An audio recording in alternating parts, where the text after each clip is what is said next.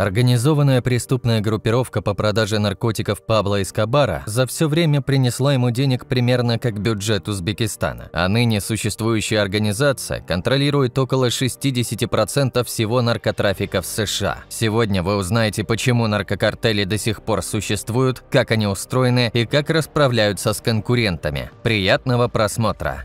Первым в списке идет один из самых влиятельных наркокартелей в мире, если, конечно, не самый. Картель Синалоа появился в 1980-х годах. На текущий момент преступная группировка контролирует около 60% потока кокаина из Мексики в США, а основал картель известный по прозвищу Эль Чапо Хоакин Гусман Лоэра. Как Синалоа стал самым крупным картелем в мире? Все дело в его организации. Существует несколько ступеней власти, на вершине которой находятся главари. Их еще называют патронами. Именно верхушка власти полностью управляет деятельностью картеля, а также принимает самые важные, зачастую стратегические решения. На ступень ниже располагаются наркодилеры. Они следят за производством наркотиков, а также за их распространением. Главная задача дилера – доставить запрещенные вещества за границу, организовать хранение товара, а также контролировать распространение уже внутри страны. На самой нижней ступени, которая не относится прямым образом к картелю, находятся местные наркоторговцы. Они полностью подчиняются дилерам, получая от них товар и распространяя его. Именно от таких людей, личности, которые увлекаются запрещенными веществами, получают злополучные посылки. К слову, именно эта ступень является наиболее уязвимой. Главная причина, почему верхушка власти картеля, как и сама организация, до сих пор не устранены – подкуп власти и правоохранителей. Преступная группировка может оказать очень сильное давление на любого из людей на планете, включая крупных политиков. Боятся картеля из-за его подхода к решению проблем, а именно постоянного насилия в отношении противников. Для преступников не составит труда похитить и пытать человека, а особо наглых и вовсе убить. Также поступают и с предателями. Международное влияние Синалоа помогло увеличить тесную связь с мафией различных стран. Картель сотрудничал с итальянцами, русскими и китайскими преступными группировками, которые орудуют в Нью-Йорке, а по маршруту поставок наркотиков из Мексики в Африку часто передается оружие и боеприпасы. Именно из африканского континента запрещенные вещества попадают в Европу. А дальше вы узнаете о главном конкуренте картеля Синалоа. Картель Хуарес был основан в 1970-х годах. Огромное влияние преступная группировка получила уже после смерти основателя в 1993 году, когда к власти пришел Амадо Карильо Фуэнтес. Именно во времена правления этого человека Хуарес захватил около 50% наркотрафика в мире. У руля лидера организации находился около 4 лет. За это время он смог заполучить тесные связи с мексиканскими чиновниками. В 1997 году, когда Амадо Карильо Фуэнтес умер, в картеле начались смутные времена. В борьбу за власть вступил брат известного наркобарона Карильо Висенте Фуэнтес и братья Муньос Талавера. Победить в этой борьбе было суждено брату Амадо Карильо. Группировка братьев Фуэнтес стала самой влиятельной и опасной преступной организацией 1990-х годов. Произошло это благодаря тесному сотрудничеству с другими картелями, в числе которых были и Синалоа, из-за чего даже образовался так называемый кооператив наркобаронов, который назывался «Золотой союз треугольника». Он контролировал почти все маршруты контрабанды в мире. Именно бывшее сотрудничество нынешних соперников объясняет, почему по своему устройству эти ОПГ так схожи. Однако этому союзу не было суждено существовать. После того, как правитель Синалоа отказался выплачивать картелю Хуарес деньги за использование торговых путей, Золотой союз треугольника распался. Именно после этого поступка картели стали конфликтовать между собой. Стоит отметить, что многие участники Хуареса стали уходить из картеля и присоединяться к Синалоа. Произошло это после того, как Эль Чапо в 2001 году смог сбежать из тюрьмы. В 2004 году между картелями разгорелась настоящая война, по итогам которой Синалоа захватила большую большую часть территории Хуареса. Стычки между участниками преступных группировок происходят чуть ли не каждый день, а смертность от них растет с каждым годом. Борьба за лидерство на рынке наркотиков происходит до сих пор, однако лидерство по-прежнему удерживает Синалоа. Наблюдать за войной мексиканских наркокартелей интересно, но также стоит обратить внимание и на другие преступные группировки.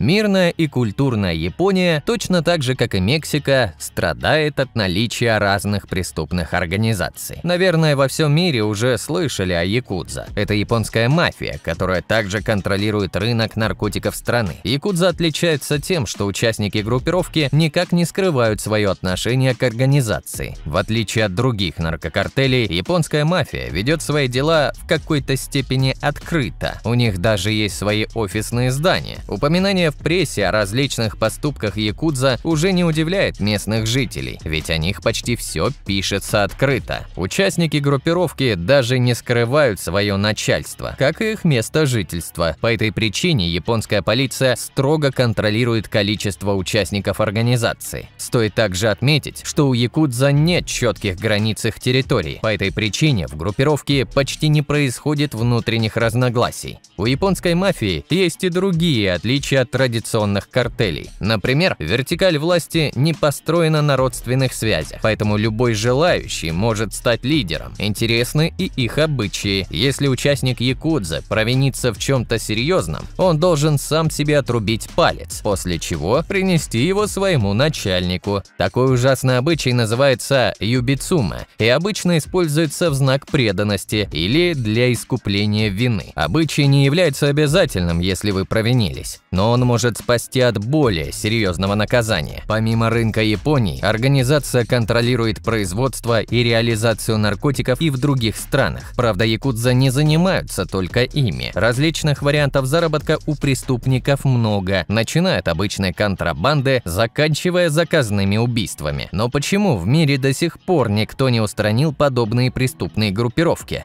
Производство и распространение наркотических веществ – очень опасное, но прибыльное дело. Почему прибыльное? Дело в том, что во всем цивилизованном мире наркотики нелегальны, а все то, что запрещено, то стоит намного больше. А опасность заключается в том, что власти, как и правоохранительные органы, все время препятствуют их распространению, вылавливая местных торговцев и отпетых наркоманов. Хоть правительство и борется с производством различных запрещенных веществ, меньше их от этого не становится. Напротив, на рынке появляются все больше и больше наркотиков, как и продавцов. Происходит это из-за частных дельцов и крупных наркокартелей. Картели – это организованные преступные группировки, которые в наше время обладают огромной силой и властью. Прямо противостоять им опасно, даже для правительства. Происходит это как раз из-за обилия денег в бизнесе, которым занимаются картели. Они контролируют производство и распространение почти всех наркотических веществ в мире. Наличие денег позволяет многим организациям владеть даже собственной армией. А правительство, как правило, старается избежать вооруженных конфликтов, дабы уменьшить количество случайных смертей. Подкупить чиновника любого ранга для картелей также не составит труда, а устранить мешающую личность и того проще. Огромное количество денег позволяет подобным организациям до сих пор находиться на плаву. Из-за этого правительству куда проще не конфликтовать со столь сильными группировками, а просто следить за ними и аккуратно устранять отдельных личностей.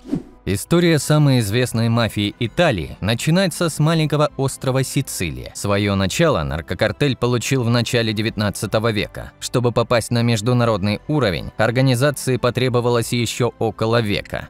Изначально Коза Ностра защищала интересы крупных землевладельцев, которые занимались выращиванием апельсинов. В те времена регулярно происходили стычки с противниками, которые по совместительству были такими же преступниками. С ними организация обходилась безжалостно. Одним словом, Коза Ностра начала свою преступную деятельность с самого обычного рэкета. Из года в год криминальная организация только набирала свой авторитет и становилась больше. Власть в картеле достаточно интересно устроена.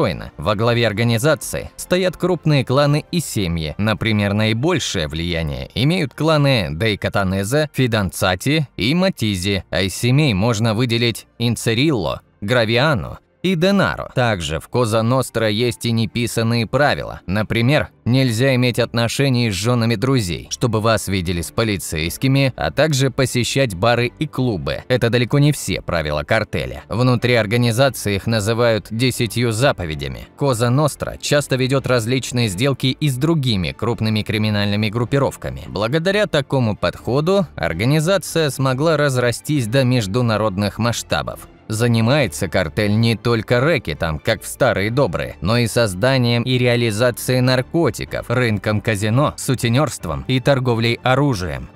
Наркокартель Калли был создан в 1970-е годы. Организацию основали люди из богатых и образованных семей, из-за чего первым названием группировки стало «Джентльмены из Калли». До связи с наркотиками бандиты занимались похищениями людей. И только после заработка первых денег преступники решили пойти в наркобизнес. В то время все деньги крутились вокруг кокаина и его контрабанды в США. Эту золотую жилу и обнаружила команда будущего наркокартеля. Один из создателей Калли в начале 1970-х отправился в Нью-Йорк, чтобы создать там центр, в котором будут распределяться наркотики, поставляемые из Колумбии. Помимо нелегального бизнеса, наркокартель также владел сетью магазинов и фармацевтических лабораторий. Интересно и устройство в организации. В Калли существовали так называемые бригады, в которых находилась группа людей. Таких бригад было несколько по размеру, и самые маленькие отчитывались перед более крупными, а самые большие, в свою очередь, передавали всю информацию лидерам. В картеле также существовали и разные группы по направленности их деятельности. Группа наркоторговли отвечала непосредственно за реализацию запрещенных веществ, вооруженные силы за безопасность. Политическая группа отвечала за связи с чиновниками, финансовая за отмыв денег и законная, которая помогала задержанным наркоторговцам. В свои лучшие времена картель контролировал 90% мирового рынка кокаина. Правда, даже такие масштабы не спасли Калли от распада. После победы над Пабло Эскобаром в 1993 году власти США и Колумбии плотно занялись другими картелями. В тюрьму попали основатель Калли, и во главе организации встал сын одного из лидеров. Он предал своих близких и дал показания против отца и дяди, за что те были экстрадированы в американскую тюрьму в марте 2006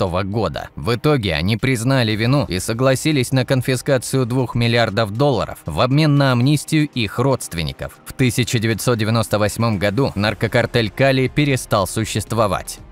Следующий по списку у нас идет Медельинский кокаиновый картель, который появился в Колумбии. Но почему он у нас в списке, если самым влиятельным наркокартелем Колумбии стал Калли? Дело в том, что именно эту преступную организацию создал самый известный в мире наркобарон Пабло Эскобар. Летом 1977 года известные и на тот момент уже богатые Пабло Эскобар и два его соучредителя создали Медельинский кокаиновый картель. Главной причиной, по которой организацию ждал успех, стал ее подход к работе. Поставки наркотиков были более мелкими партиями, а в случае, если груз захватила полиция, была гарантия возмещения убытков. Для поставок использовались не только обычные машины, но и самолеты и даже подводные лодки. Устройство картеля было следующим. В нем существовало много групп, которые создавались лишь с одной целью – поставка кокаина. В таких группах были свои информаторы и даже федеральные агенты. Правда, даже такая защита не спасала от внимания властей. Некоторые группы могли быть уничтожены из-за ошибок самих участников картелей. То, какие деньги выручали преступники с продажи наркотиков, просто поражает. Сумма, которую смог заработать картель за все время существования, составляет десятки миллиардов долларов, что сравнимо с бюджетами некоторых стран. Не исключено, что эти данные ошибочные, и группировка могла заполучить даже сотни миллиардов баксов. Все время своего существования организация вела войну с конкурентом в лице наркокартеля Калли. Активные боевые действия то разгорались, то затухали. Продолжалось это все до самого распада Медельинского картеля. Стоит отметить, что распад организации произошел также благодаря ее главному конкуренту. наркокартель Пабло Эскобара совершал различные убийства видных политиков. При этом организация поддерживала тесный контакт с правительством и работала в различных проектах совместно с ними. Когда деятельность Пабло Эскобара и его команды стала очевидна чиновникам, начались мероприятия по уничтожению картеля. По итогу в 1993 году, после смерти Пабло Эскобара, которого убила полиция, медельинский кокаиновый картель перестал существовать. Немалую роль в этом сыграл давний соперник в лице организации Кали.